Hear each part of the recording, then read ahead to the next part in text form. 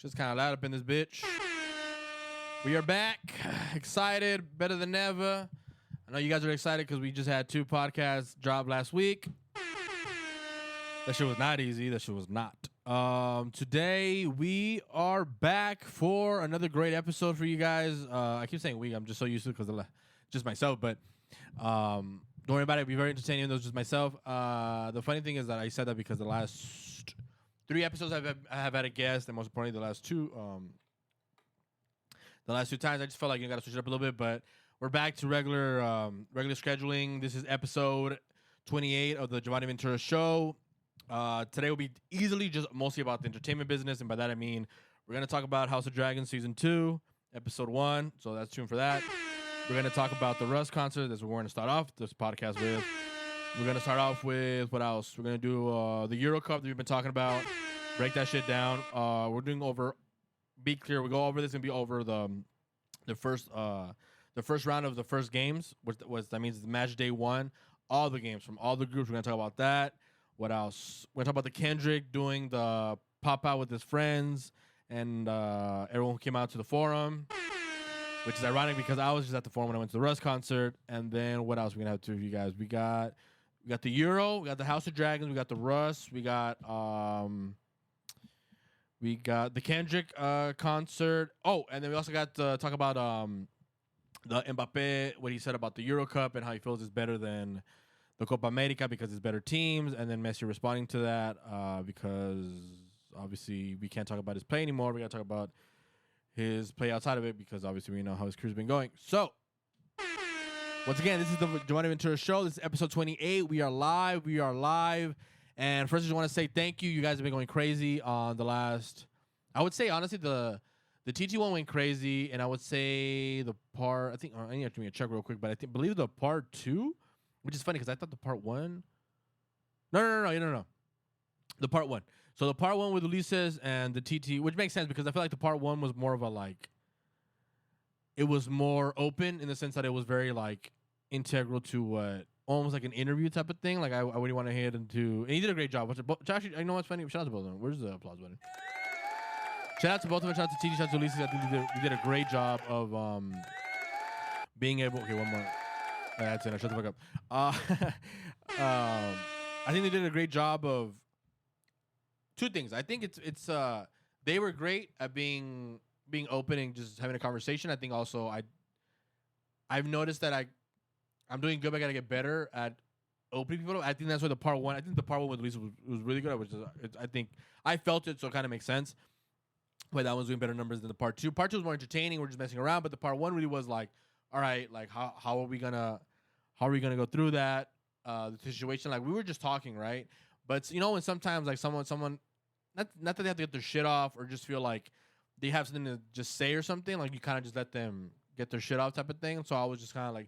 I almost took a second to be like fall back and let that person just talk more because I felt it was better for the interview, and I said a lot of that feedback with you guys, so I thought that was awesome. Once again, I wouldn't have a problem with that. Quite the opposite. I think it's actually very insightful when you guys say like, oh, this and that, this things you can do better at this and that, because at the end of the day, like we're just not necessarily work in progress, but it's like we're constantly getting better, right? And I always saw like with the TT it was just more back and forth talking about a subject. While I really do feel that the Ulises part 1 was really like an interview and how the things he went through from, you guys should just check it out, but obviously went through with his parents' divorce, with his girlfriend, and the situation of him being and him loving his girlfriend to the point where he would choose his girlfriend over his family, which I thought was actually interesting because obviously go check it out. It was in depth, but I think the only reason I wanted to touch that because I think sometimes when you have these type of situations where you're talking to someone, it does help you to self-reflect. And I was doing it within the interview, and I was almost like, "Yo, fam, stop! Like you're trying to get this content now. You're trying to get good content." And it was like even within the conversations because I don't know Ulises for over 10, 12, 15 years. And he has been mentioned before on the podcast. But I remember when we were talking about that situation, I knew that he was close to his, obviously, once again, the whole divorce thing, go back and listen to it. But I knew he was close to his mother. Like, it was like a bond that can never be broken. And I'm not saying Bree would break it or something like that. That's not what I'm saying. Make myself very clear when I say that. But I almost like with him, I never saw the day, if that makes sense, where he would even forget about the fact that he said he would choose Bree over over his family. Like he said, his brothers and his. That's the only glimpse I'm gonna give you guys of the interview, but because I think it just touches on the subject that I wanted to talk about. He just said he would choose Bree over his mom, who's super close to, and his brothers, which I know. Like, if you know the situation with Ulises, which you talked about, like his younger brother isn't so much a brother; he's more like a father figure for him. So the fact that that's why when he said that, I was surprised. So it kind of gave me to self reflect because I'm like, okay, this guy really, really loves the person to the point of that. Because like I always said it many times, like before, like with me, like I really don't. Not that I don't care about anybody. I don't care about, like, I would say, like, I think I said in the podcast, I didn't extend on it because I felt like he got to get his shit off. So, but I did say, like, oh, like in the scenario I was saying, I was like, would you choose your wife over your family, right? And a lot of times we always say, or we say mostly, I would just speak for Latinos, but I mean, once again, we're an open discussion. I feel like a lot of my friends have always said that the parents, which obviously I know more Latinos. I do know white people. I do know black people. Well, a lot. Shout out to Dion because we're gonna go to. I went with my barber Dion. A black barber to the RUSS concert. Once again, we'll get into that real quick. But going back. Sorry, I know I'm all over the place, but it was just because it was hard to see him say that because I'm like, damn, like I know I would choose my wife over my family, but it was more of my situation was like, I know why I'm doing this because you don't really have that relationship, so it's easy. And he said it too. He's like, well, yeah, because for you it's easy. And even though I know it was easy for me, but I'm just like, yeah, but damn, it's like, what if I was close, right? Like that would be a decision to make. Like, what do you choose in that scenario when you're so close with your family or your wife? It's like, do you pick one side? Because they'll parents a lot of times and just people in general and Latinos will always be like, oh, well, remember that your wife can come and go, but your parents will not. They'll always be there. And I'm like, I don't know if they were saying that just because that was like almost like the thing to say, but I was like, I never felt that, so I was like, nah, it's kind of bullshit. Like I legit would choose my wife within a second. Like if my mother was like, oh, I don't like her. If you keep being with her, I will never talk to you again. I'm like, oh shit, thank you, it's a blessing. I'm out. Like that type of thing. And obviously, I'm not joking. I actually really do mean that. I mean, obviously, I'm not saying like, yo, like I had that relationship with my parents where it's like, oh, like I never want to speak to them. It's not like that, but it's honestly where you just. It's just interesting to me where like people value that relationship with their parents, and it was still their love for somebody was more than even that type of situation. Does that make sense? Like that the love for the person that they're with is so much greater than the person that raised them that they love with all their heart that they would be willing to make that sacrifice of choosing one of the. I just thought it was crazy because I always felt like, even though I know not in the situation, I would just assume like. I don't know, like it sucks, like, you know, like it's almost like Sophie's Choice, right? If you guys have seen the movie, if you haven't, watch it. If you never seen the movie, just watch the clip of Sophie's Choice. Starting Meryl Streep, it's obviously a little backstory is during the Nazi times and World War II, and the movie is called Sophie's Choice because her name is Sophie, obviously the mother, and the mother has to make the choice between the son or the daughter, pretty much the two kids, and. Well, that the climax of the movie, and to that point, it was like, oh shit, like she has to choose, and she does choose. Once again, I'm not gonna spoil it, but that's the fucked up situation, right? So I always felt it would be that type of situation when it was between your wife, for regular people, I'm not talking myself, between your wife or your parents, and the fact that Ulises, I know like his mother is like it's a bond that like it can't even be tested. That's what I always thought. And that just give me, it still could be that. I just thought it was just eye opening. I guess that's the best way to say it. It was eye opening for me to like see that, and I was like, oh damn, like that's kind of crazy because I felt like if I was, I couldn't even fathom it because I'm like, damn, like how the fuck am I gonna choose somebody like that's because it's like even if like imagine you choose that person, people go with the scenarios like, oh damn, imagine you choose that person and then they don't even end up being there forever. I don't even go there. What I think is like, damn, what if you choose that person and even that person's like, damn, man, like really over your mother? Like, you know, like, because that person knows that you're really close with them. It's like, because I guess I would think, like, I'm jaded, I guess. I would think, damn, like, if he loves that person that much, and he was willing to like, do that, then how the fuck do you not do that to me after a while? Does that make sense? I don't know. It could be me just being jaded, or it could be not. But once again, listen to the episode. It was a great fucking episode. Shout out to Ulises. Shout out to TT for the last two episodes of just having people guest here. But now we're back. We're back to just doing our shit. And like I said, we are gonna start off with the RUSS concert. RUSS concert was, I believe, Thursday. Yeah, Thursday. Because I always get a haircut on Thursday. And my barber was like, "Yo, it starts at 8. Be here like around like 6:30. I'll get you your haircut, and then we'll just leave." So that was originally the plan. I was like, "All right, cool. I'm gonna just go Thursday, get my outfit ready, and then just go." Problem is, shit came up, and I wasn't gonna be able to get a haircut on Thursday, but I do want to get a haircut, so I ended up going Wednesday. Cool. So Wednesday, get my haircut. I told him, "Don't worry about it, I'll be here tomorrow." Then I got to the barbershop around like, I don't know what it was like. I think it was like 6:30. No, 6 or 6:30, around there. And then we were just chilling. And then he's like, "Oh, I can go one haircut left, then we can go." And then we're on the way there. But the funny thing is, on the way there, it was hot. I'm talking about fucking hot. Like, if y'all live in California, it has been a fucking nightmare this last like 2 weeks. And if you're not from California, well, Cali weather is just prepare for the winter at 4 in the morning. First of all, anyone from California knows exactly what I'm saying. You got to prepare for the weather. At 4 in the morning, you got to wear a fucking sweater. At 12, you got to just wear a t-shirt. At fucking 2 or 3 o'clock, you got to be naked because how fucking hot it is. And around 7, 8, you got to put back on the sweater because it's cold as shit again. Like, that's basically Cali weather. So I got to the barbershop, and I was like, "Okay, cool." Like, it was hot, so I was just wearing my outfit. But on the way there, it was just. I mean, me and my barber have been going to like many concerts. We went to the RUSS concert, went to the Travis concert. We're supposed to go next week. I still don't know if I'm gonna do the podcast before the party, but I'm going to try to go to that Party Next Door concert at the Hollywood in Hollywood. And if I go to that one, then I'll probably do the podcast afterwards. I think I want to talk about that experience also. And I know you guys are probably thinking, "Damn, that fool, he's really rich because he keeps going to a bunch of concerts." And he keeps on going to the Travis one. Oh, Travis, I went with the barbershop with my barber too. Actually, his name is Dion. I'm going to call him Dion. I keep saying my barber. With Dion the barber. With Dion, I went to the Travis concert. We went to the RUSS concert. I went to another one. We're mostly going to go to the party one. And then for sure, we're going to the future.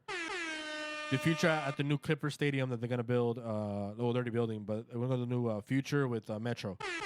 So we're going on the way there, and it's fucking hot. Like, it's fucking hot. I'm like legit putting the AC. He's putting the AC on blast. He has his weed pen or whatever, and he's hitting it. And I had a couple, but I'm like, I don't want to. I don't know. I just don't really get high anymore. It's like rare. Even drink. I don't really drink or get high. Maybe because honestly, I'm cutting in the gym right now, so I'm losing weight. So I'm like, this is all bad, right? Like, there's no way to justify this bullshit. Like, there's no way to be like, "Oh, well, if I just drink 10 beers, instead of 10, I'll drink 2. Like, no, fam, stop. So we're on the way there. But when I tell you, as soon as we hit like around LA, that shit went fucking like, it was cloudy. It was super, like almost like moody. But the thing is, we're listening to Drake on the way there. We're both Drake fans. We already know. We're just talking. We're like, dude, like, we know what the whole Kendrick and Drake thing, the beef or whatever, but it's just something else. Like, it's never gonna change in the fact that like it's subjective, right? You can say he's the greatest, but if y'all know Drake music like that, just Drake and drive. Maybe I'm not saying drink and drive. Drake. Oh wait, hold on. I gotta get the clip now. Where the fuck is the clip? Hold up. I gotta pick Drake, Soldier Boy. Yeah, Soldier Boy. Let me see. Where's the meme? Where's the meme? Where's the meme? Where's the meme? There we go. The biggest rapper in the world. Drake. The nigga that got bodied by Pusha T. Drake. Soldier. The nigga that got bodied. Yeah. So just Drake and drive, and I guarantee you, it's even if you never done it, just do it. And even if you never, okay, fine. I say Drake and drive because I like his R&B music at night, and I'm driving. If not, just do any R&B-ish or any dark music. But still like catch that vibe. I'm talking just big dark ass music. That'd be kind of crazy. But we were paying on the way there. We were having a good time. We're just laughing the whole time, just talking about like we're talking about underrated songs, right? Like what songs? Cause we're talking about the Russ concert, and I was like, the funny thing is like I'm a Russ fan because I am. I am a Russ fan, but the thing is, I don't know how to explain it. Like, I'm a casual Russ fan, and by that I mean I've said this before in the podcast. Like, if a Drake album drops, I'm listening to it. If a Kendrick album drops, I'm listening to it. If Party Next Door when I broke down the album, I listen to it. Russ is more like I like him, and he likes enough songs that I like from him. So I'm like, oh shit, like Russ has a new single, a new song. I'll catch a listen. If a new album comes out, I won't like rush the album, but like most of the time they'll have like a not a hit, but like not everything's a hit. But let's say like there's a song that everyone's talking about, I'll go listen to it, or I'll just skim through it. But that's what I'm saying. I'm a casual Russ fan. It's not like with Drake where I'm like breaking down everything like the part, like, you know. But I am enough of a fan. And then I think the tickets were like, I think with taxes and everything, because obviously, you know, fucking Ticketmaster is like the worst thing ever. Like the ticket is like $20 and fuck after fees and fucking being on the internet, because apparently that's a thing for Ticketmaster. It charges like $20. Like, what the fuck? Like every fee known to man. Oh, you're breathing while you're trying to do this transaction. Oh, here's another $10. I'm like, what puta, man? But we got the tickets, but the tickets were, I think, if I'm correct, with taxes and everything. Taxes and everything, all those stupid ass fees. I think it came out to like 105. So it was a pretty fucking solid ass price. So I'm like, yo, I like enough of his music. I told Dion, I'm like, you down? He's like, yeah, I'm down. So I'm like, all right, fucking let's go. And we ended up going, and yeah, honestly, it was just, you know, we have those nights when it was just a good time. Like that's literally what it was. Like it was just everything hit. Like the concert was at 8. We got to like at 7:45. And at first, Dion was like, yo, I'm just gonna park inside. And then it was like, no, sold out. So you think, oh, well, that makes no sense. Like, it's sold out. How could you have a good time if you're gonna go find parking? Okay, cool. Where the Forum is, there's like a little, I think it's like a Denny's, like on the corner. But sometimes people will be like, yo, you can park here, and then you can leave this and that. Just pay, you know, you gotta pay like people do their own parking. So it was almost like a little apartment complex, and they were like, obviously had security and everything, and they were like, yo, just $50, 50 or 40 or $50 for the parking. But the thing is, since we were so late, technically late, and the last ones, he's like, lose the beauty of it. Since you're last, you're gonna be the first able to go, and instead of going to the when you come out and going straight, where there's a whole bunch of traffic and everyone's leaving the concert, and you're gonna meet up with all the at the Forum, you're gonna see everybody come out and just cause fucking havoc and just try to get to the freeway. Cool. Since you're the last one to come in, you can just back up your car, and instead of going straight, go left, and you can go cut through here and then make another left, and then go straight, and you'll meet up and you'll beat all this shit. So I'm like, look at it. I'm like, yo, fam, like, look at God, right? Look at God being great. So that's how it started.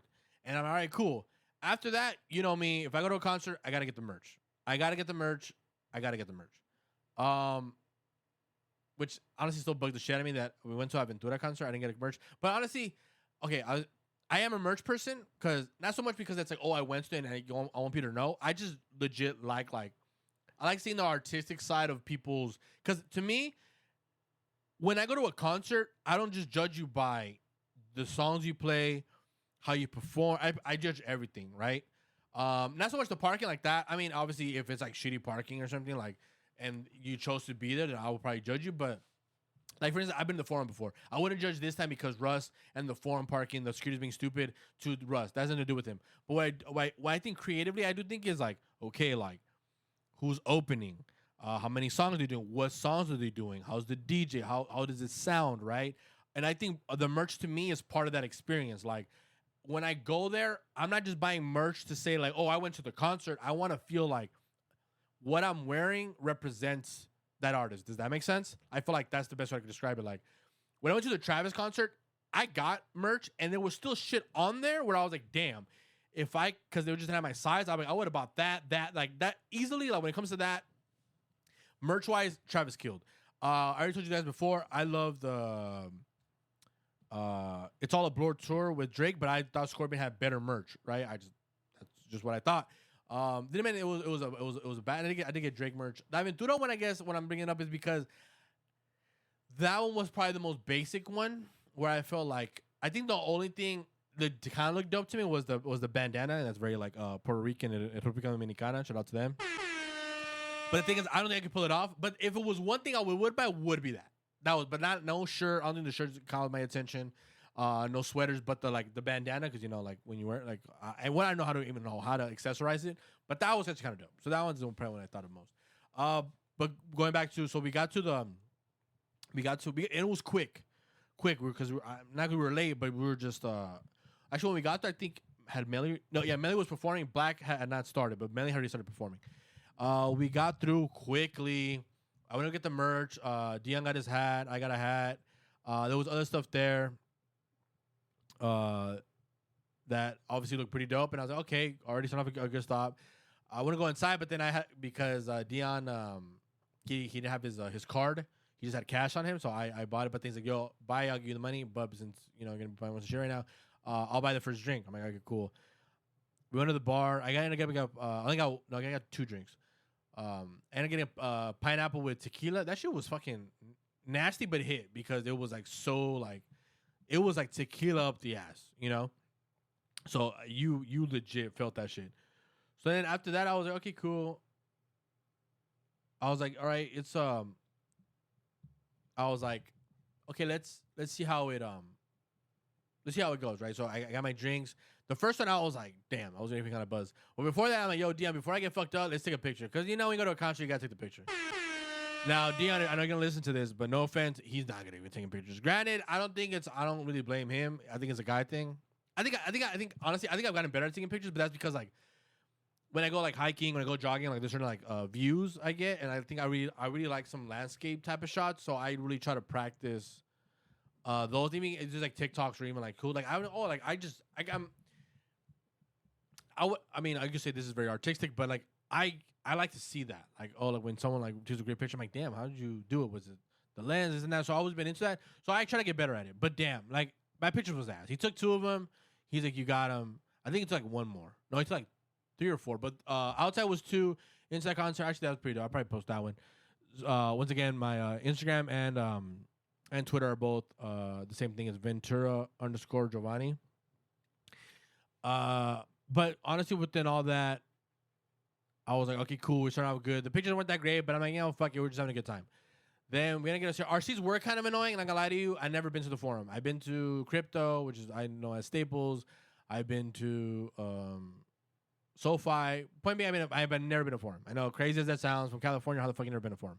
So I went to the Forum, but there was a section, let's say it's I think we're 238. But there was 236 here and then 240.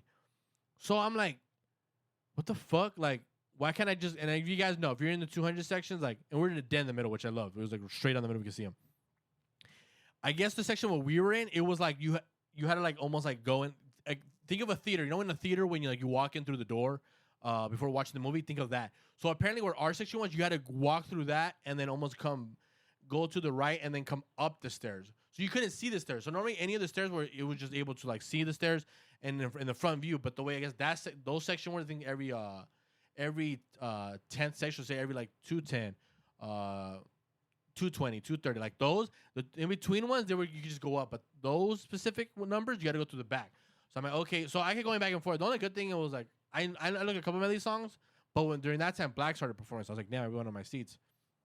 And then we got there, and then it was just a little hassle, but it was no problem.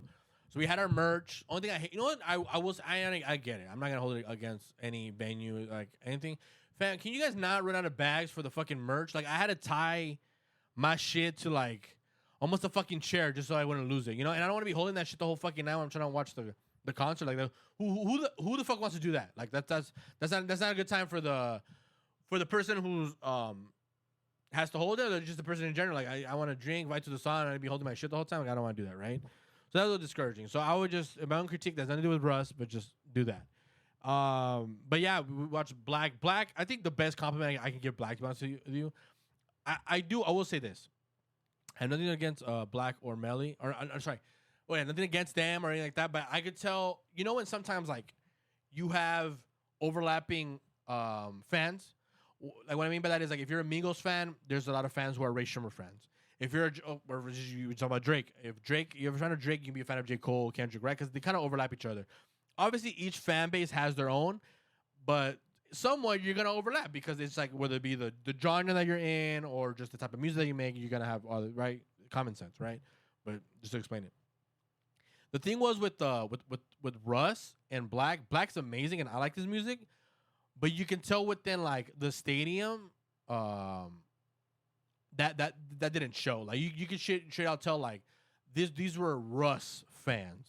Does that make sense? Like it was Russ fans coming to see Russ, which wasn't bad. I just think sometimes like the I guess always one of our critiques. You'll see later why I say that, but the fans were cool. But like I was really into Black, so I was vibing. And the best compliment I can give Black was gonna say this: the way he sounds on records, his voice sounds like that. And I'm not going to the typical like where it was it's autotune this and that. That's why people use autotune, so they're trash. No, not like that. I just mean like legitimately like the way they sound on record is the way it sounded in person. Everything, right? From like the sound, not just like obviously like the producing and all that, like the DJs and all that. They had like the sound. The sound check was amazing. So that's what I mean by that. But yeah, he was up there. Obviously, like I was like 30 to 40 minutes. And they came back out to do one song, the song Working on Me. Is it called Working on Me? Let me see. Working on Me. Russ. Yeah, he performed this one. Let me see.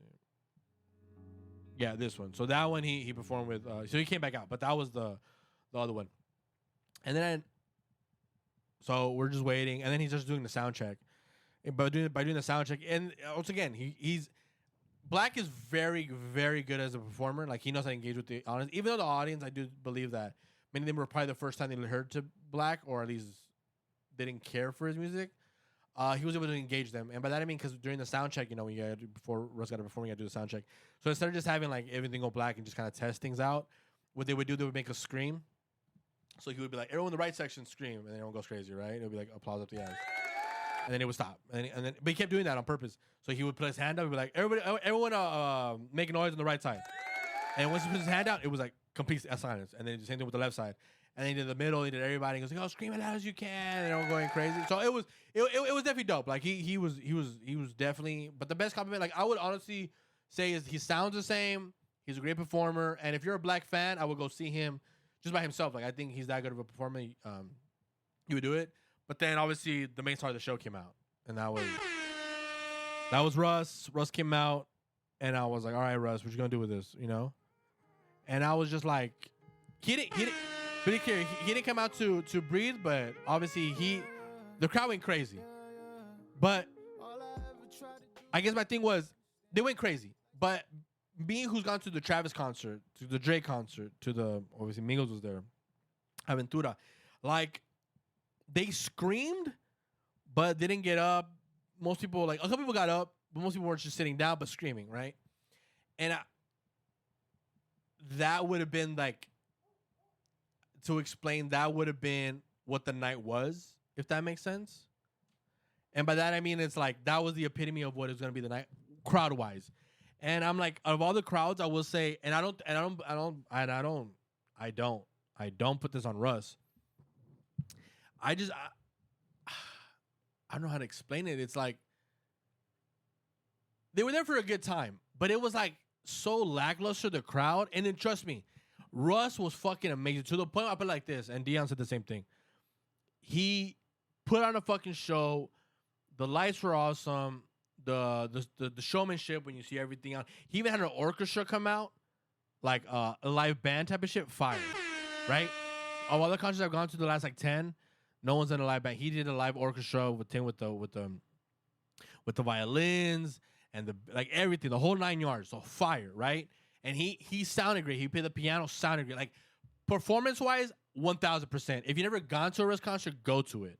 Like that's how good he was. That's not even a debate anymore. Like, and then he sounded well. Just like I said about Black, he sounds as good as the records. Now the sound check. I said this before I went to the Drake concert. When I went to the Drake concert for the It's All Aboard tour, I'm like, Search and Rescue is a good song, but in a concert venue, it was like going crazy, right? And what's the other one? What's it called? Scorpion Trophies was that. Like Trophies, when the trumpet started going crazy in the motherfucking Staples, like those type of records. Like there's records you just play on like in your phone. There's records you see live. He was performing the fuck out of him to the point I kept shazamming songs. Like that's what I knew. Like I did a good job of going to RUSS concert. Like that's how good he was. His energy and the way the DJ sound was just set up. The soundtrack was like just amazing. Like it was a great fucking show. It's the best comic man. It was a great fucking show. The part where it wasn't good, it was honestly like a lot of times like I could blame the artist and be like that, like, oh, not engage with the fans. When the Katy Perry, she was very good at, but no, like this crowd was just lackluster. Like this crowd was ass. A lot of people were like in my section were standing, but a lot of sections were sitting down, and it was that throughout the whole fucking night though. Like I think when he played Losing Control, which you guys know, I think that's the most famous song. Yeah, I think it is.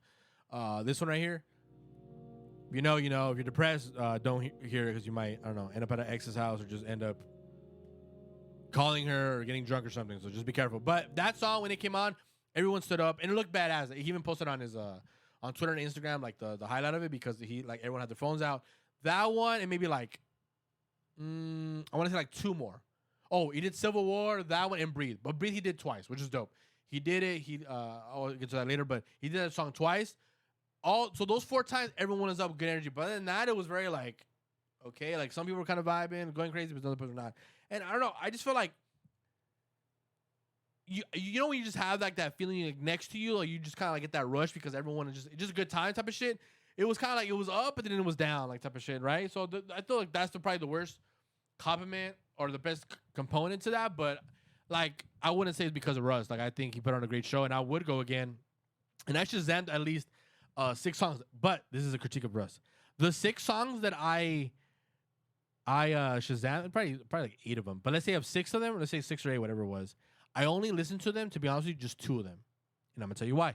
I think the sound there, like, the beats were knocking. Like, when it hit, it was hitting. And when you play it on the phone or in your headphones or my Beats, whatever, it doesn't hit the same. Like, the beat itself, and once again, I'm not talking about his voice. He sounds just like that, and he's performing the hell out of it. Once again, I'm talking about the beat, his production.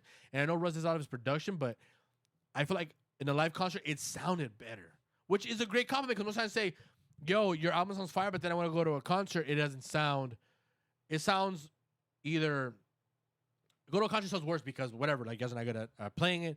So I don't know. I just felt it was just kind of funny because I still loved the concert. It was just sucks because now when I want to almost like, and then maybe it was because I never heard those songs before, and it was just like that feeling you get, you know what I'm saying? And then when I wanted to play that same feeling, only 2 of them still hit the same. Where I was like, nah, damn, this is a badass feeling and a badass song. But there was the majority of them, it wasn't knocking the way it was knocking before, and that was kind of,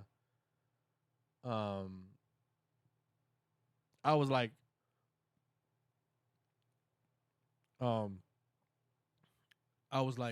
okay, well, that was probably the worst thing I could say about it, but it was still very, very solid. Like the fact that he sounds better live isn't a diss to me. That's actually a great compliment, and everybody would say that.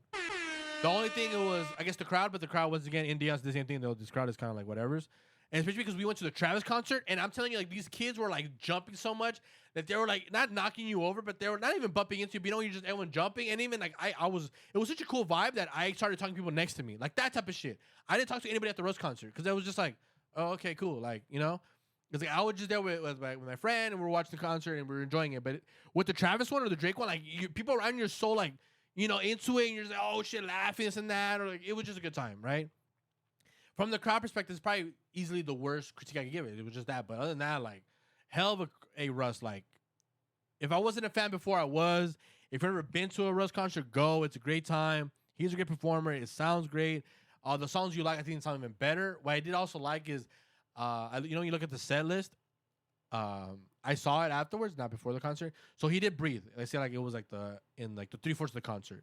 He leaves, but everyone kept saying Russ, Russ, Russ. So then he came back out and he performed Breathe again. If you guys don't know, Breathe is this one. Breathe actually kind of relate to Breathe sometimes because it's kind of depressing, but.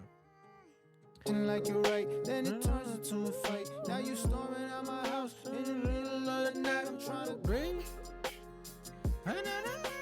And honestly, and I like that too, because that song, when obviously with like the Chipmunk, what it sounds like Chipmunks, when he was playing that part, everyone in the crowd, like I said, it was like 3-4 songs. Like, I just wish that, like, what was those 3-4 songs? And maybe everyone there was just a casual fan, but even then, like on the other song, I was going crazy.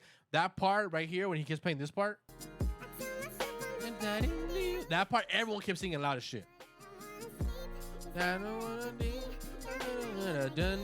then when everyone's dun dun dun dun dun dun, like everyone, like it was dope. Like everyone in the crowd was like, it was just like everyone legit was just being like the same time. Like everyone just knew.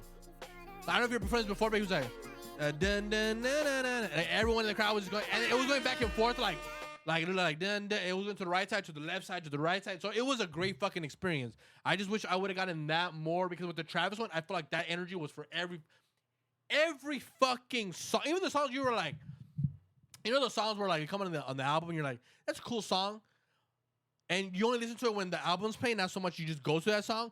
Those are the Travis were going off because we were just going crazy. Like that's the type of energy I just wish I had. And maybe the crowd just kind of spoiled me in that sense, you know. You're almost like a girl, you know, like you're just always getting spoiled all the time. So you just kind of, hey, maybe you know what, maybe I'm acting like a bad bitch or something. Like maybe I'm overdoing it. I'm just being like, yo, fam, I want this and that. You know, I'm saying everything's great except for this, and I'm just so bitching. But be clear, I'm not bitching. I just know, like, I like to tell you guys the honest review, because I value you guys' time and money, and I'm not gonna just, for instance, if I see a movie, right? For instance, Inside Out 2 just came out, which I do want to go watch. I'm already preparing to cry for that movie. And let's say the movie sucks. I'm going to tell you here, yo, the movie sucks. Even if I had high expectations for it, because obviously Inside Out 1 is fire, and I believe the 2 is going to be fire too. But let's just say it did suck. I'm not going to be that person that tells you, yo, it's good, or just kind of like not say what I truly feel. And then if you spend that hard-earned money and then don't like it, I feel fucked up. You get me? Like, I truly do care to be honest with you guys,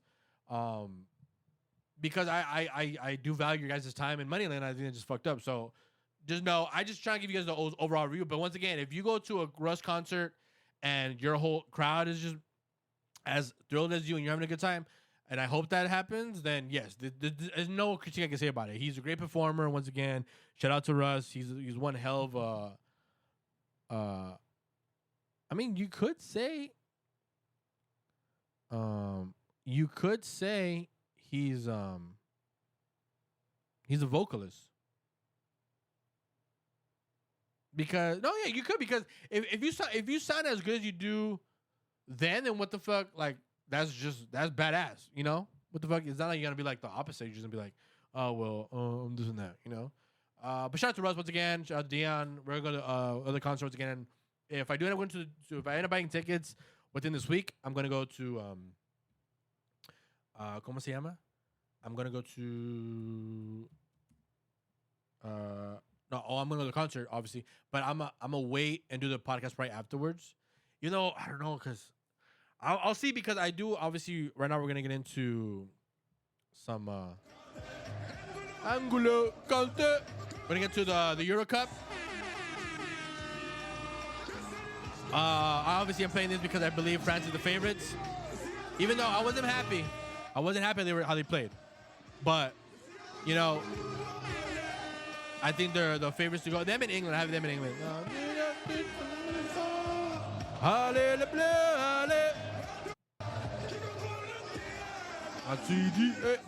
So I do think, because I think if I go do the party next door afterwards, then I won't be able to. I think the round 3 of the games already have started. That's why I don't want to do it. But if not, if it's still like round 2 and then, and I'll just wait, and we'll probably drop that episode next Friday. So this episode comes out tomorrow on Friday, and then the next episode will come out also next Friday. So we'll do that. My sweetie.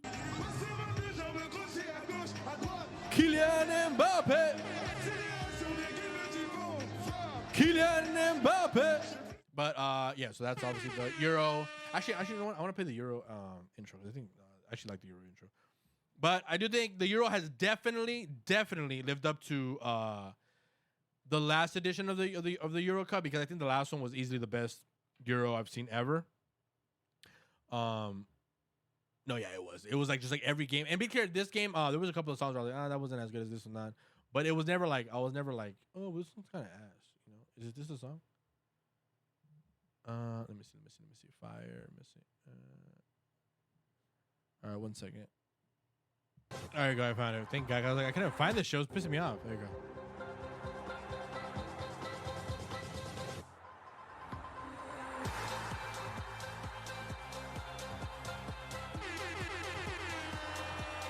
So right. Honestly, every time we do the analysis, we gotta start with the intro. It's a great song. It's very simple, just very like European-ish techno music. So I think it was great. It was great. But obviously, it started off with Germany, the group of Germany, but obviously it's the inauguración of the Euro. So you have to start off with them, and it's always them. That's the first game. It's only that game. I don't know. You guys like that? I know it's like I never liked that because always at the international, always with the World Cups and the Euros, or even the Copa America, they always do that shit where like they only do one game, and I'm like, I don't really like that. Like, can you just do like more than one game? But maybe I don't know. Maybe I can see both sides. It's like that's the main event. That's the team that's hosting. How them play, and obviously you do a lot of the ceremony and all that. So I get it, but I don't know. Maybe I'm just being a little too much. But Germany started off right with on the right foot because let's be honest, Germany has not looked good. The last 3 tournaments, they went home twice in the group stage with 2018. Yep, 2018, 2022, and I think the last Euro they went in the group stage. No, not in the group stage. They lost to England in the octavos, so like the round of 16. So the first round they were out. So obviously when that happened, I was like, okay, Germany, you're the one that really has to show. They play great. Like they play great. I know you guys say it's Scotland, which is whatever's, but you'll analyze as the big teams. Even though I have been liking the Euro so far and it's been great, like beyond great. I legit love the Euro so far. A lot of the big teams are the ones that I'm actually disappointed in. Not with the small teams. The small teams have given me the best games. But when I saw Germany play, I was like, okay, you took care of business, you play good, and it is what it is. Then who was? Then it was Hungary and Switzerland, which is also part of their group too. And in that one, when they played, I was like, Switzerland. I feel like Hungary I was a little bit disappointed in because I felt like the way they've been playing before the Euro, I thought they would have done better, especially because Switzerland is consistently. Like they always get to the first rounds of the World Cup, and then in the Euros the last edition they beat France with Mbappe. That's when Mbappe missed the penalty and everything. They were down 3-1, they came back 3-3, they went to penalties and they beat them. So I just expected a little bit more on Hungary, but it was a great game. Spain-Croatia was a fucking badass game. I know it's funny. Soccer is the only sport that does this, where like Spain can win 3-0, you think that's a dominant side, but when you watch the game. Nothing would have told you. Like Croatia had their chances and legit was like playing good so far. Like of the big teams, Germany was playing. I would just say now, Spain and Germany are the two teams that are playing the best of like the high caliber teams. That same day, it was Italy, Albania. Italy like won, but they played like shit. And almost people, well, they're defensive. Yeah, but remember the 2020 Euro, they were very offensive. They played great, and they also in the World Cup, they didn't end up going to the World Cup because obviously. Stupid ass FIFA rules, like they tied one game because of one. Like they never lost a game. The only game they lose, they didn't go. But anyways, Italy did not play good, right?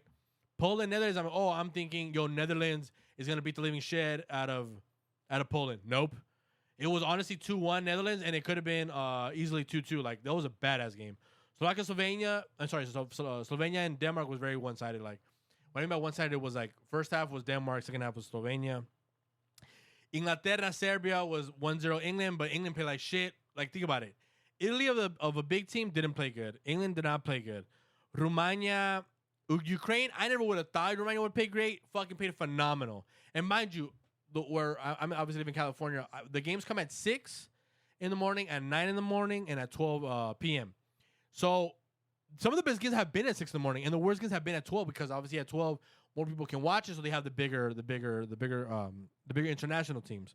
Yeah, they've all been. I argue the 12 o'clock games have not been the best. No, not been the best. They've been the worst, easily. Yeah, because Italy was at 12, Serbia was at 12 with England, and France, Austria also was at 12, and that one was trash.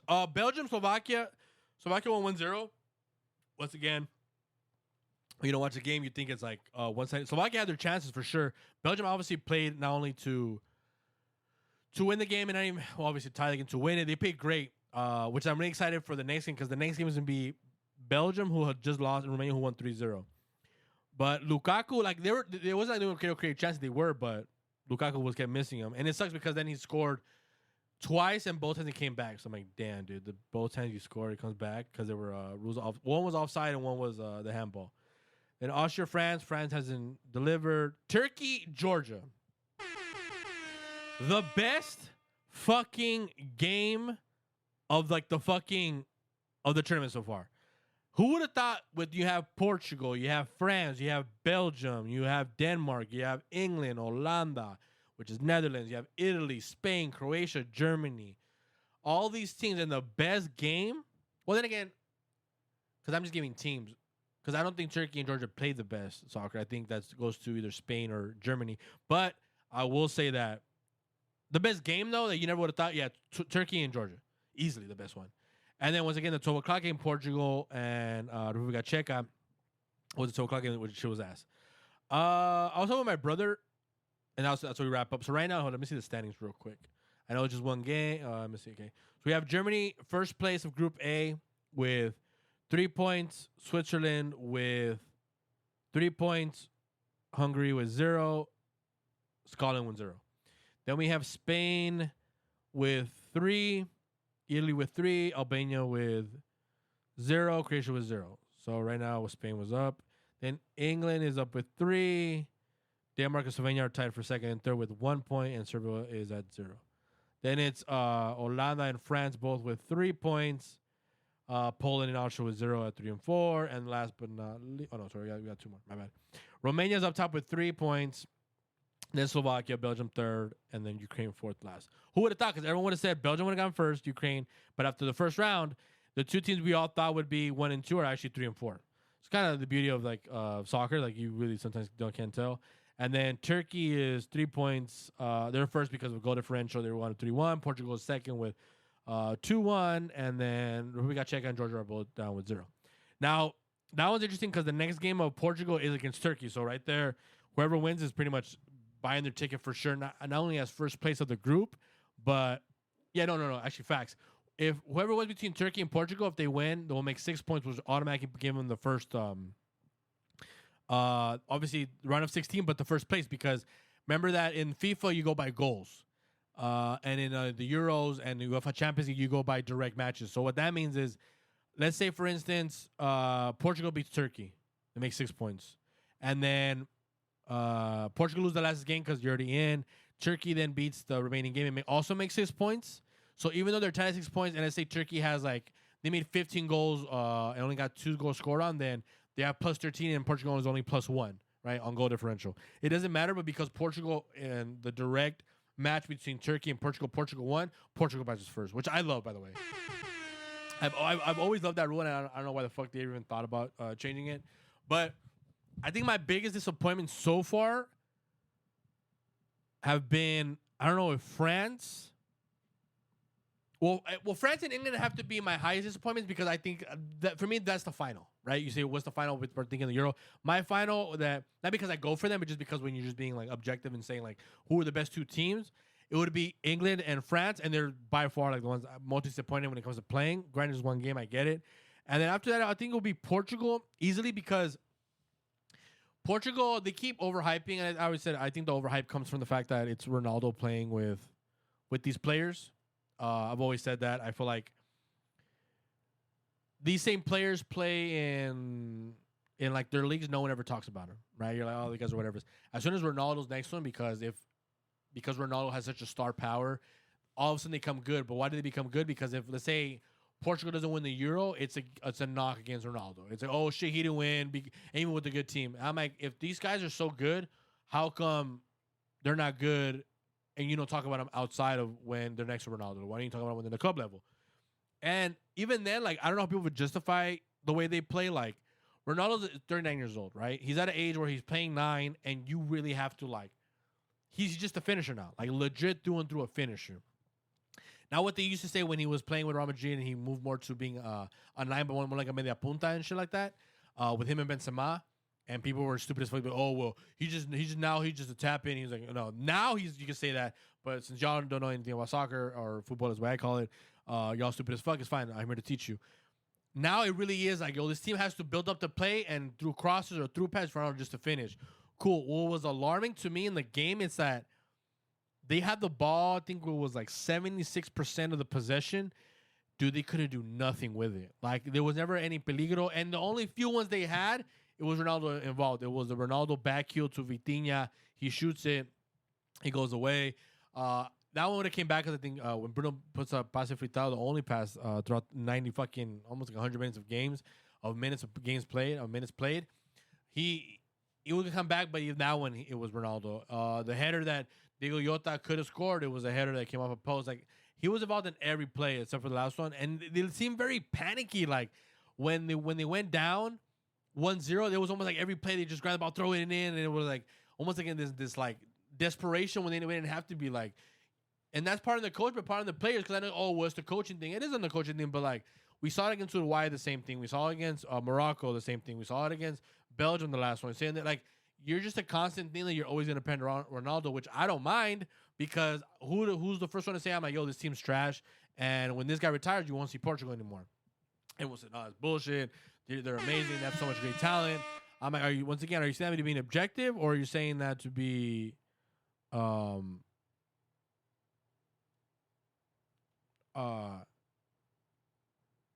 like, are you saying that to be objective, that you believe that, or are you just saying that because Ronaldo's there? Like, you get me? Like, because I'm like, I tell all the time, like, bet me, I think once he leaves, they won't do shit. Like they won't do shit. They'll just be like, oh, whatever. So I think that were probably the third more disappointing. Other than that, though, I think the Euros definitely lived up. Have there been bad games? Yes, I think out of all the games I named, probably like 3 or 4 have been bad. But obviously, we're obviously got spoiled because the last edition of the Euro was like every game was fun. Like I can just, even to this day I can pinpoint it was Spain, Sweden, not a good game. There was an England game that they played. Who it was? It was in the group stage for sure. That wasn't a good game either. But it was like pinpoint. This still has been overall a good Euro. I'm super excited, and I think the main reason I've loved it is because even the teams you didn't think you should be watching, you wanted to watch. Does that make sense? Like that's how good it's been just overall. And I'm like, damn, I really wish we could just keep doing that. But I think after the second round, we'll definitely know who's like the real contenders, or he's like contenders, pretenders, and obviously who do you see actually winning. And obviously we'll break down every game when it comes like octavos and all that, like which is round 16 and so fun. What I will say is that sometimes, how do I say this? Not sometimes, but for the most part, I know right now I'm saying Spain and Germany look the best, but in these tournaments, because it's just a month long, it's not so much starting off hot, because a lot of times this is what happens. You start off great and kind of fizzle out. Sometimes you kind of just want to go through the motions in the first 1-2 games, and by the third game, kind of pick really good and kind of hit your stride and start coming together, because that's how you kind of just boom, boom, keep going, and then you get to the... I always say that in these tournaments, the team that goes from menos a más, which means from little to little to a lot, wins it. Then the team that starts off super fire, oh shit, no, they're going to win it because look at that first game, right? And then they end up like losing like in the first round. Like that's what always happens. So I am still curious to see, but I do like the fact that what was predicted wasn't like the fact that Spain and Germany, the two teams that they're obviously good teams. People talk about them, but they weren't like the favorites to see like, oh, they're going to be playing great and that the best team so far. That's actually pretty dope. I don't know. Oh yeah. Well, yeah. So we'll continue to that. And like I said before, next podcast, we'll do the whole round 2 and see how that shit goes. But I am pretty fucking excited about that.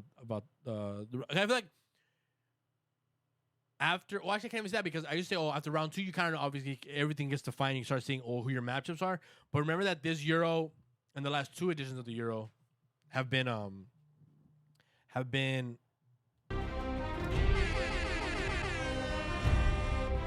Yeah, you know what time it is.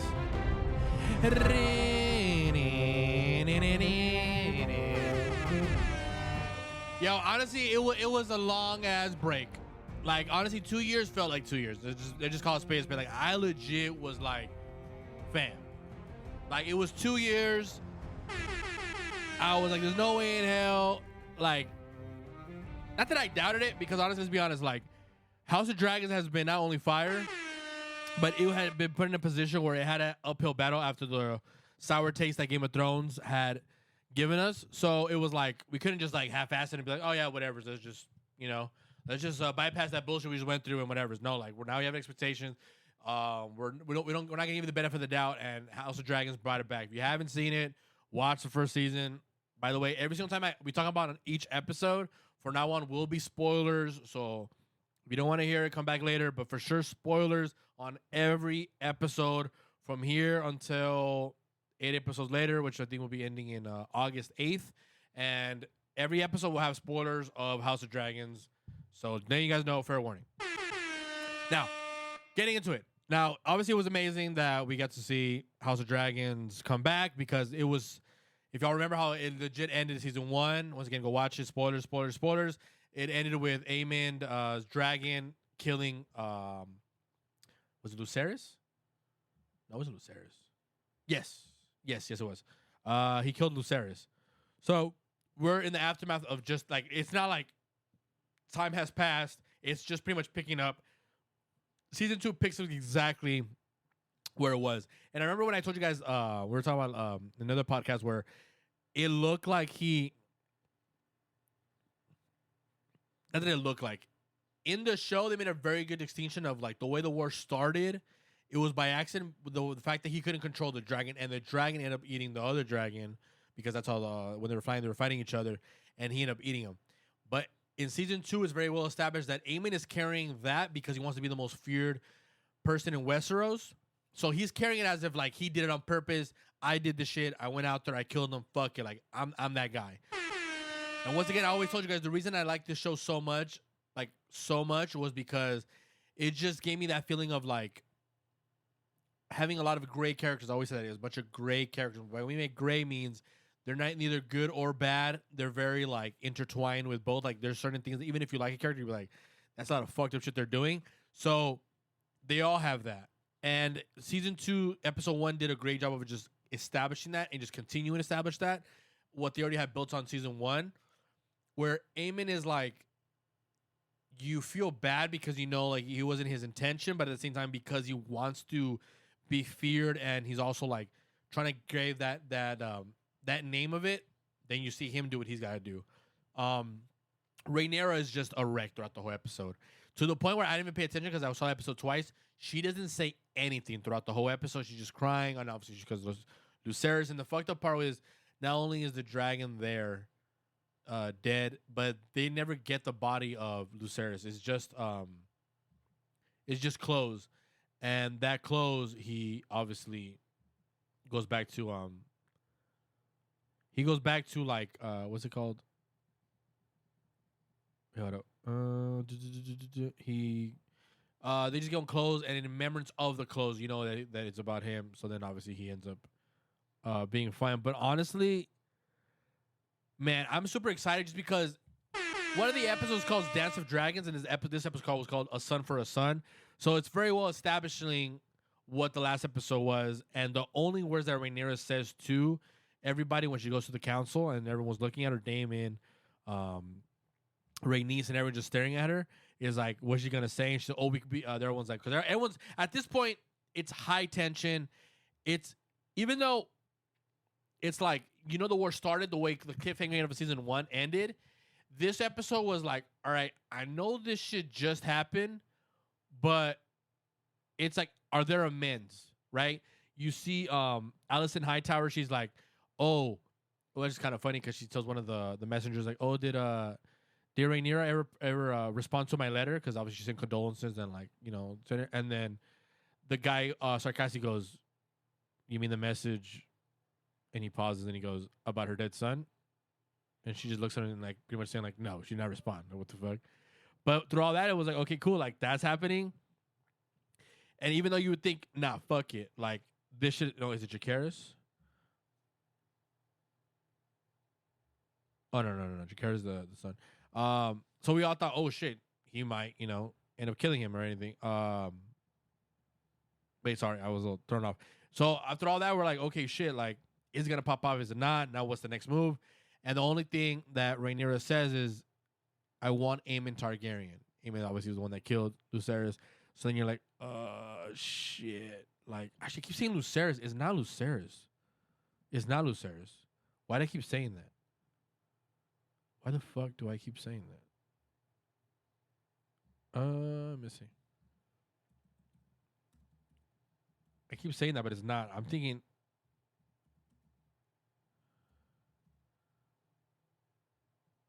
Let me see. Yeah, because I keep saying that, and that's not. Oh no! Okay, no, sorry. I'm right. It is Lucerys. I don't know why, because I was confusing Lucerys with somebody else.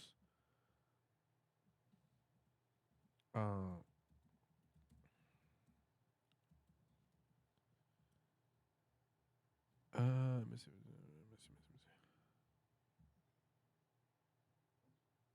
Yeah. Lucerys. Yeah, so he got Lucerys, and I was like, damn. Okay, so she says, I want to aim it. Obviously, you son for a son. Everyone assumes that's what is building up the tension. Like, all right, cool. If you killed my son, I'm gonna kill yours, right? But the thing is, the way they go about it was so well done. And I also want to say shout out to the directors for making such a bold decision. In the yes, I will say it was a bold decision because the last 10 minutes is just the setup of the Son for a Son title, but to honestly, they follow all these characters, right? You follow, like, for instance, if you watch Game of Thrones, you watch Jon Snow, you watch Daenerys, everybody, right? The main characters.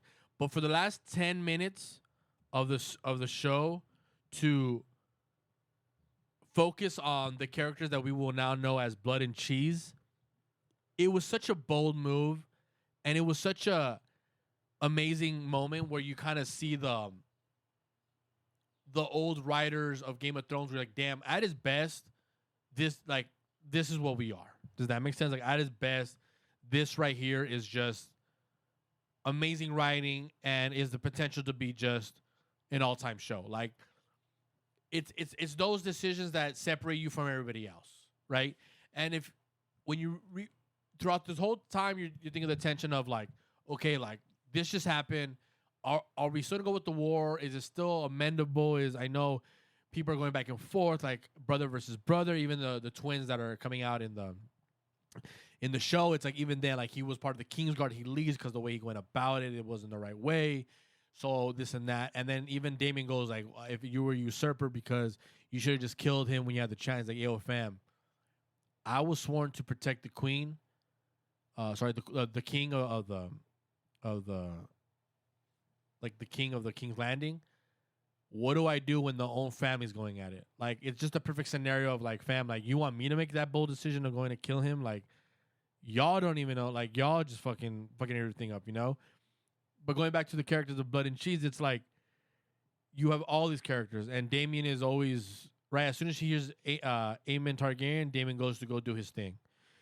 Obviously, he goes about it in a way that will have repercussions throughout the whole season, because I believe it's one thing to kill a son, but it's the way you do it, right?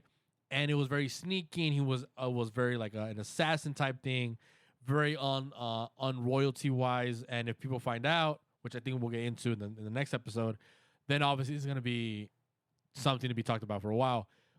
So going back to the last 10 minutes of the show, you were building all this tension. What's going to happen?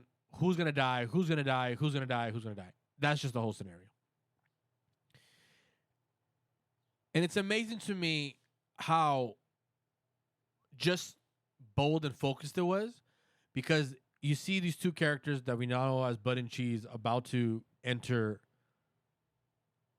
King's Landing and the Red Keep.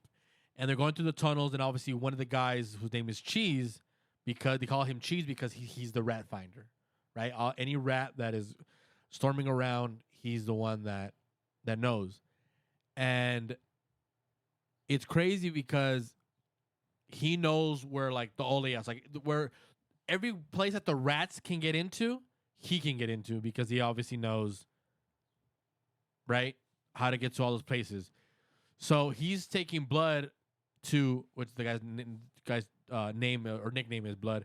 He's taking him throughout the whole castle, and he keeps saying, we got to find Aemon, we got to find Aemon. But through all this, they keep looking through doors, this and that, and you just really see how, like, everyone is, like, not even paying attention to them, which is fucking crazy. Because you see the king King Aegon, he's drinking with his friends. He's saying how, like, oh my God, how Tyrion that is. And they walk right past him because he's always been known as the guy who just catches the rats at the Red Keep. He's going through every room, and everyone's trying to be quiet. But boom, boom. They keep trying to find Aemon, keep trying to find Aemon. They can't find him. Finally,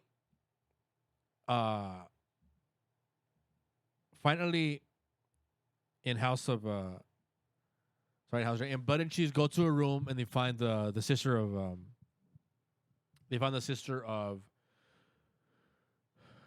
what's his name?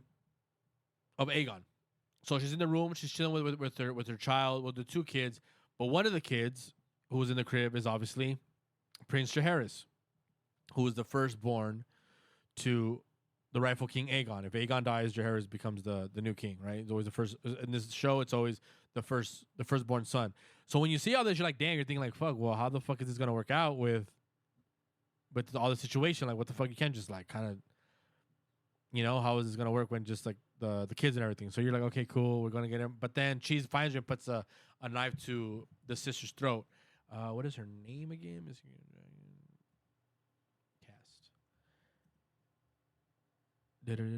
Alice. No, is it Alice? No, Alison's the other one. Obviously, that's Alison. Dumbass. Let me see. Helena. Yeah, Helena. So Helena's then obviously she's there with the kids. She's the two kids, and then she's grabbing them. Remember how earlier I said about the Sophie's choice between choosing? Oh my God, it's so fucked up. Choosing between one kid or the other, right? And Cheese turns them. Look, and Bud says, Daemon told us a son for a son, so we're going to kill a son. The only thing is Bud does not know which one is Prince Jaehaerys, which obviously is the firstborn, and if you kill the firstborn, then obviously they have no successor. And obviously, son for a son, obviously, right? Common sense.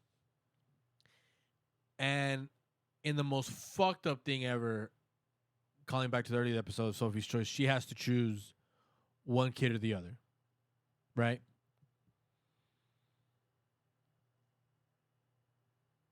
And it's so fucked up because you know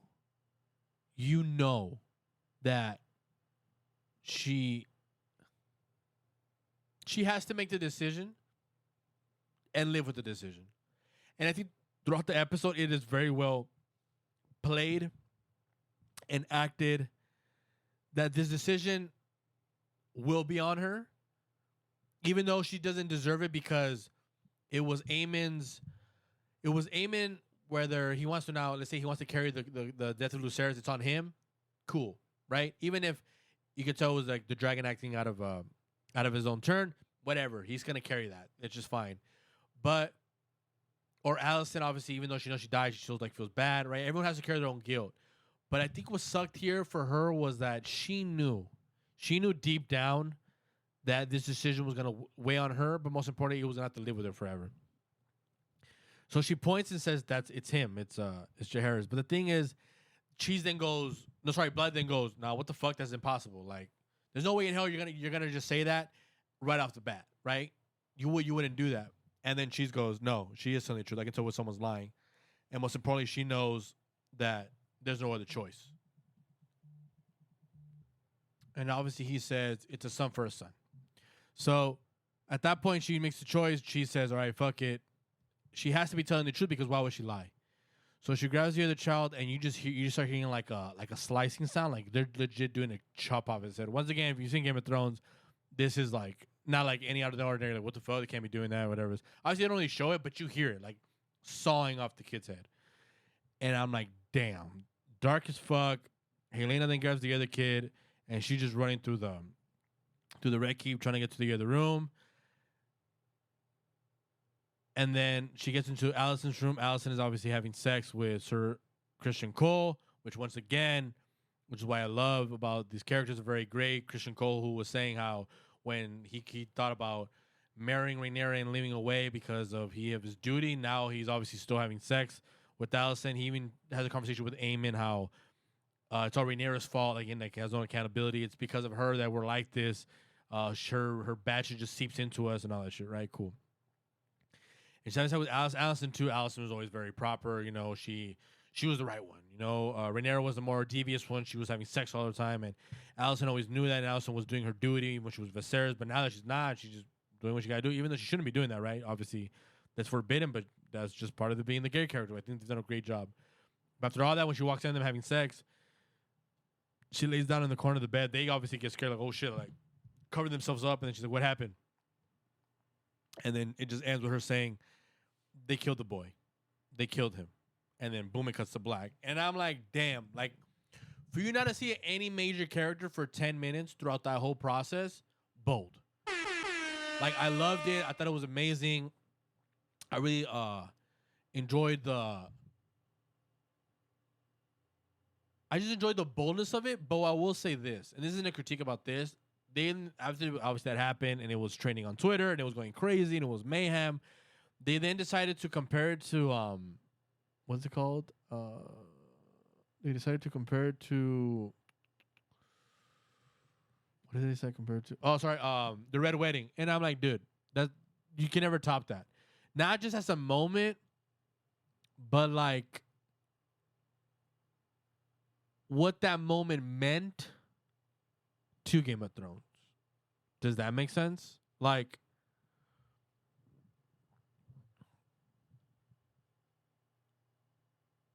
how do I explain it? The Red Wedding is just synonymous with Game of Thrones, right? It's the one episode that everyone talks about. Holy shit, right?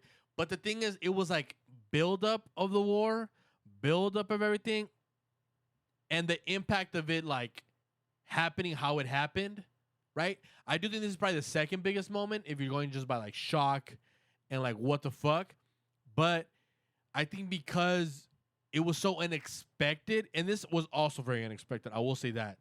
But the reason it's hard to get that moment ever again, or even compared to that one was like a war had finished after that. The Starks were done. To the point where everyone even said after the Red Wedding, yo, the Starks are dead. Which they weren't, because Jon Snow was still alive, Arya's still alive, Sansa's still alive. But the impact of that, you felt like, oh shit, Starks are out. Like, they're done. Do you get me? And obviously, like, the way it was shot, where, like, it was a whole setup, and everyone got backstabbed. Like, it was just so powerful with the mom killing the daughter. He's like, I don't care, I'll have another one. Her just like, it was so much going on. It was so impactful. It was everything. This was impactful, and this was a great moment, but I think it would be unfair and unwise to compare that to this. Doesn't mean it wasn't amazing. Doesn't mean I'm not excited for episode 2, 3, 4, and 5, 6, 7, and 8 of this season. I am super excited. They've done a great job. And I can't wait to talk about the next episode, how it's going to go. They're already teasing, obviously, that in the sneak peek that Daemon's fighting with Rhaenyra, because Rhaenyra said she wanted Aemon Targaryen. But the thing is, the way Daemon went about it, she's like, you're going to fuck me over the way the people won't want me to be their queen because of the way I did this shit. Like, and it's true. Like, who the fuck wants to be with the queen or king that does this type of shit? Like, that's crazy, you know? Like, you went about this in like the most like fucked up way possible, like just fucking not so much people over, but it's like it's just the way you do it. Like, if it's in battle and it's like royalty, right? Like, if I kill you in combat, it's like there's a respect thing. Like, even though you're killing somebody, there's still a respect for way to do it. But to do it in the sneaky, it's almost like it's very like criminal based, right? It's very paid for hire type of shit. Like, it's not the most royalty, and especially when that's like the place that you want to be looked at because you want to be a king, or obviously this time the first queen of Westeros. It doesn't look good, and they're already teasing that how that's gonna be a problem. But man, now it's like, well, fuck. Now what happens? You know, a son for a son is one thing, but how far are we gonna push it now? Like, now it's like all gloves are off. After this, it's like whatever can happen, will happen, and whatever you think might happen or should happen will probably happen. Like, that's just the scenario that season 2 episode starts off. And it was a great episode, especially after having a 2-year break. It was a great episode to just kick things off again, get shit started again, and just saying, like, let's get this shit rolling. But yeah, man, I'm excited. I'm super excited for the next episode. I really can't wait. I know I said I was going to talk about the Kendrick the Amazon with the whole Pop Out and Friends, but I feel like I'll just do that the next episode because the next episode we just put on the Euro, and I just want to do that. And if I go to the party, like we have more to talk about there, and I can get more in depth because I think there's a lot to talk about. I think a lot of I guess a tease I can give you is like a lot of hypocrisy of what I saw within the hip hop Twitter sphere, the community, when it came to like, yeah, it was dope, but how ironic you're singing that song, but the people next to you, it was a whole thing. So I think that one I can't just give you like a quick, like 5-10 minutes. Like it has to be really in depth, and I think it will be a disservice for what it was, for the impact of this battle, and which I believe is still the biggest battle ever in rap history. For me to just like kind of like do like that, but we'll say thank you for listening to the podcast. Thank you for being with me since the beginning. Once again, this is episode 28. This is the Jovany Ventura Show. We can't wait for come back next week another episode. I am actually kind of excited. When the hell am I gonna? Don't be surprised if I drop this one. Well, for shits are coming tomorrow on Friday, and then the next one will be like Tuesday or Wednesday. Because I want to get back to the schedule. I know I've been doing it, but I do also want to do another interview soon. And I think that one's gonna be the one that I kind of do that one with.